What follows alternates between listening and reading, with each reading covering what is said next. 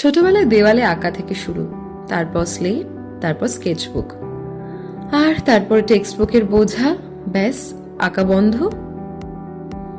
তবে আমরা যারা আর্টিস্ট বা আঁকতে ভালোবাসি তারা কিন্তু আজও এঁকে যাচ্ছি, কিন্তু কি আঁকবো এই কনফিউশন কিন্তু যায় না। তাই শুরু করতে হবে একদম ছোট ছোট জিনিস থেকে। ছোটবেলায় যখন আমি স্কুলে যেতাম তখন এক জেঠু আমাকে বলতেন যে তুমি যা দেখছো সেটাই আঁকা প্র্যাকটিস করো।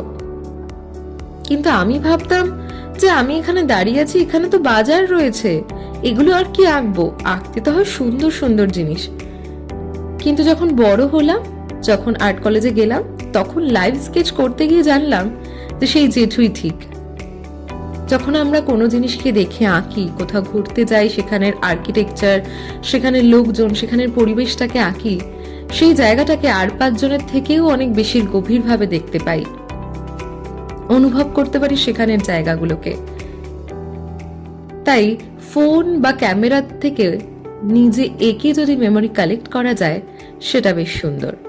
তাই কি আঁকবো এই কনফিউশন বাদ দিয়ে যা দেখবো সেটাই আঁকা যাক।